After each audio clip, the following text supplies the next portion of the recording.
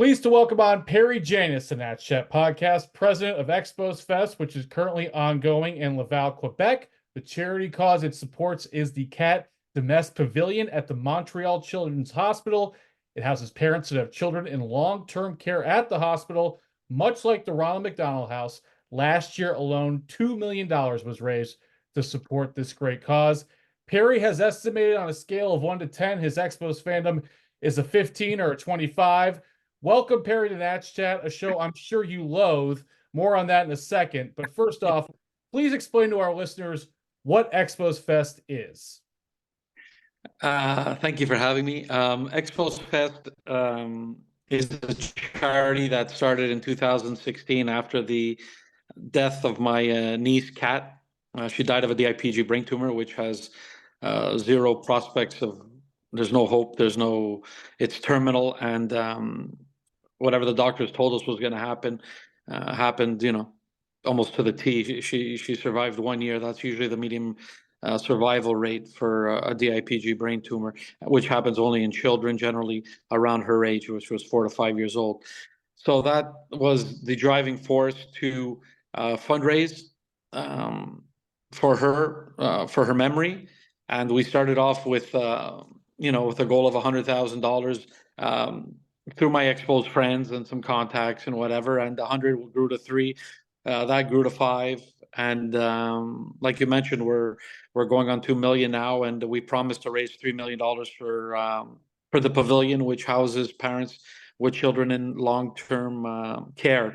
And generally, when your baby's in long-term care, it's generally not a good thing. So as long as we can keep them close together, and we do it all through the Expos alumni, which I'm very excited about because I'm a huge Expos fan. It's the only way I knew how to raise money, besides like bake sales and garage sales. Well, first off, my extreme condolences and sympathies as an uncle myself. But baseball fandom takes you in funny directions, right? Absolutely. Who would have thought that could correlate to raising money for such a wonderful cause? So, absolutely. But Perry, you have described yourself as a notorious Nats hater. Understandable given the histories, but can you shed more light on that? I don't have any ill will because Montreal moved to Washington, because if it wasn't Washington, it probably would have been Charlotte, probably would have been, who knows, maybe Portland or wherever it would have been. It would have been somewhere because, Major League Baseball and our good friend Jeffrey Loria were hell bent in screwing us over and leaving town with our baseball team and making, billions of dollars for themselves. And, that's not Washington's fault. Washington wanted a team, that's fine. What irks me and many a Expo diehard is the combination of Montreal and Washington's history. And from what I've heard even Nats fans don't like the history being, intertwined. Ryan Zimmerman is not the greatest third baseman in Expos in Washington history. That was Tim Wallach. Washington's greatest right fielder was not Vladimir Guerrero. That was an Expos outfielder. So you know what I mean? So it's, and you're starting to see it on Google searches. You're starting to see it on MLB stuff too, that our Expos players are considered like Nats players. And that's not fair to Expos fans. And from what I understand, it's not fair to the Nats fans either.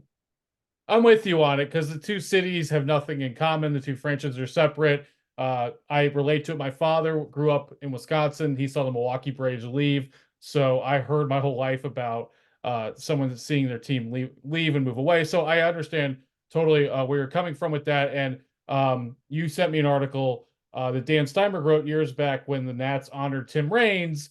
And it's like Tim Raines has nothing to do with Washington, D.C. Yeah. They did the same thing for Vladdy. They did it with Gary and Andre. And I understand them wanting to go. And, anytime you get to put on an Expos jersey is cool for them. But yeah, it makes no sense. And I think, like, after everything an Expos fan has been through, I think that's, a continuous slap to the face to lump us in with Washington Nationals. Now, however, a few years ago, I believe in 2019, the Nats had Montreal, or Expos Day, Montreal Day, and they served. Okay, you hate it. You did not like that. Okay. What did I correlate to? I said that was like dancing on the grave of every Expos fan, like wearing those jerseys where they even muffed up the logo on the front. And, I know the Nats made a lot of money doing it, but, it's they didn't honor us. No, they didn't honor us. Maybe they honored Nats fans who sort of like the Expos, whatever, but there were very few Expos fans that found that entertaining. And I hope to God they never do that again, because it really hurt a lot of people over here. For Expos Fest, describe the typical average person that attends. Who are the people that are coming to this? People who believe in our cause, who know that if we don't take care of children and their parents, what are we doing? Diehard Expos fans, because we do an autograph session from 2 to 6, and then we have the gala from like 6 to 10, 10:30. So like this year, you're gonna get to see for the first time Pedro. You're gonna get to get a Pedro autograph. We're honoring the '94 team, so it's Pedro. We have Cliff Lloyd. We have Rondell White. We have Gil Heredia. We have Sean Berry. So we have a whole. I think we're 16 in all. Former Felipe is going to be here. Moises Alou, so who are baseball royalty. And by the way, Felipe deserves to be in the Baseball Hall of Fame, but that's for another discussion. So yeah, it's for people who want to meet their old favorites, and we keep, a lot of people say thank you for keeping the dream alive. I don't know if I'm really keeping the dream alive, because I don't know if we could still dream about getting a franchise back. But you know what? It's for people that love the team, and Montreal always gets a rotten knock that it was the fans' fault that the team left. Like after the abuse. No fan base would have survived what Montreal Expos fans went through, except for maybe, let's say, the Yankees, the Cubs, the Red Sox, the major markets, the Cardinals, perhaps. No other fan base would have put up with what happened to us in 1994, where we had the best team in baseball. It's the 30th anniversary this year. We had the best team in baseball, and we were on our way to hold on, maybe even winning a World Series. Now, a lot of people say, "Oh, yeah, you guys are assuming you don't win the World Series." We didn't have to win the World Series. We just had to make the playoffs. And that would have carried us over for a few more years. We had a dynasty going on here, but instead, our ownership turned around. Well, they went on strike, which resolved absolutely nothing. They went back into the '95 season with the same problems they had in '94 and before, and they sold off all our assets. Larry Walker left for nothing. We didn't even get a draft choice. They didn't want to make him a qualifying offer because they were scared he was going to take it. So Larry literally walked out the door. For nothing. We got Marquise Grissom. We traded for, my God, who did we get? I think we got Tony Tarasco, John Wetland. We got Fernando Seganol, and I don't even remember who we got Kenny Hill for. But it was just terrible. We got nothing in return, and we lost our biggest players, our best starting pitcher, our a Hall of Famer in Larry Walker, and I could go on and on, but it's pathetic.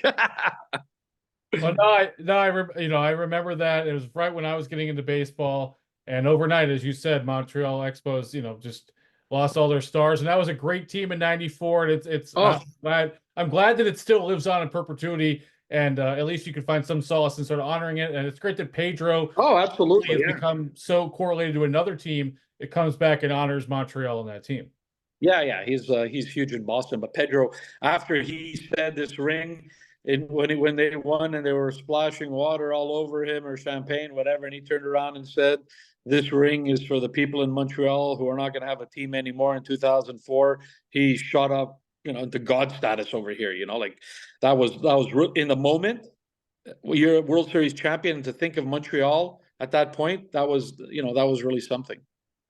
What do you think the chances are of Montreal getting another team? Expansion has been talked about in baseball circles. Hey, we had, I think, a lot of people found it funny, but we had a shot at the split city with Tampa Bay. I thought that was a great idea. They worked really hard. Stephen Bronfman worked really hard for it over here. And, having summer baseball over here and spring baseball in Tampa, I think made a lot of sense. Now that stadium lot is gone. That piece of land over there downtown is gone. And, I don't know. The only thing I'm hearing in the good old US of A is Nashville and now Salt Lake City. So I know Nashville has a strong market over there, a strong bid. So I don't know, like if Major League Baseball wanted to do the right thing, then they look over here, but Major League Baseball rarely wants to do the right thing. So I'm not very optimistic at this point. Have you followed the situation with the Oakland, soon to be Sacramento / Las Vegas Athletics? Do you have thoughts on that? Terrible. Kudos to the fans of Oakland.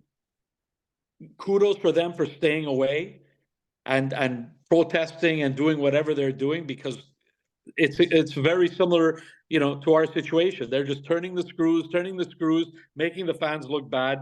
You know what? I see that on social media a lot. People mocking, there were 3,000 people in Oakland. Good for them, man. Good for them. What they did to that fan base is very similar to what they did to us. And I have no problem with them staying away and not giving them any more money. So they made it so difficult for them that aren't they going to be playing in Sacramento now, or they're moving away next year? Yeah. So they're prematurely, because I'm sure they would want to stay there, but they're saying now, you know what, we're not going to be playing in front of 1,000, 3,000 people. So good for the people of the fans of Oakland. Good for them. Before we head out, give me your favorite Expos moment ever. Dun, dun, dun, dun. When we hosted the All-Star game in 1981, it was the first time it was ever done outside of the US of A, and the baseball world, the spotlight was on Montreal, and that dump of a big O never looked so good, So I think that was, I was a 14-year-old kid, and I thought it was the most amazing thing. So I think us having the All-Star game over there, was probably number one. Having all the players that we've had, Vladdy, Gary, Andre, Tim, Larry, Pedro, which team, which ball club has as many Hall of Famers as we have? Like we grew these kids up. Even the Blue Jays, they have nobody. They have Roberto Alomar, and he's a fugazi. He could have been an all-star with San Diego, even whatever. But we had Carter, Dawson, and Raines, and arguably Vladdy would have went in as an Expo if it wasn't for us having no team. So he went in as an Angel. So nobody had the talent that we had back then.